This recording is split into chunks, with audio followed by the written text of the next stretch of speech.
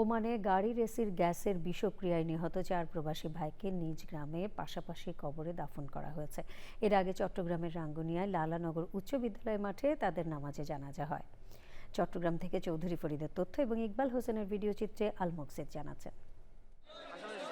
রাঙ্গুনিয়া উপজেলার হোসনাবাদ ইউনিয়নের লালানগর এলাকার সিরাজুল, শহীদুল, রাশেদুল ও শাহেদুল ওমানে গিয়েছিল ভাগ্যের পরিবর্তনে।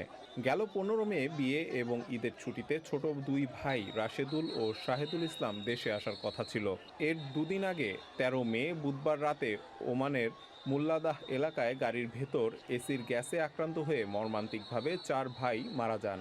আমাদের স্কুল ফ্রেন্ড ছিল, পড়ালেখা পরিপূর্ণভাবে শেষ করতে পারে নাই, বিদেশ চলে গেছে। আপন 4 সহোদর, তাদের পরিবারের প্রত্যেকটা সদস্যকে যেন আল্লাহ পাক ধৈর্য ধারণের জন্য তৌফিক দান করে। লালানগর উচ্চ বিদ্যালয় মাঠে জানাজায় বিভিন্ন রাজনৈতিক এবং সরকার প্রশাসনের কর্মকর্তারা অংশ নেন।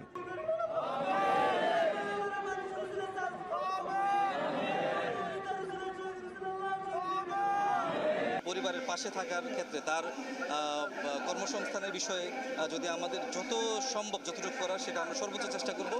এর আগে মঙ্গলবার রাত 9টার দিকে 4 জনের কফিনবন্দি মরদেহ ঢাকার শাহজালাল আন্তর্জাতিক বিমানবন্দরে পৌঁছায়। বিমানবন্দরে লাশ গ্রহণ করেন চট্টগ্রাম 7 আসনের সংসদ সদস্য হুমাম কাদের চৌধুরী। আল মুকসিদ, চ্যানেল আই।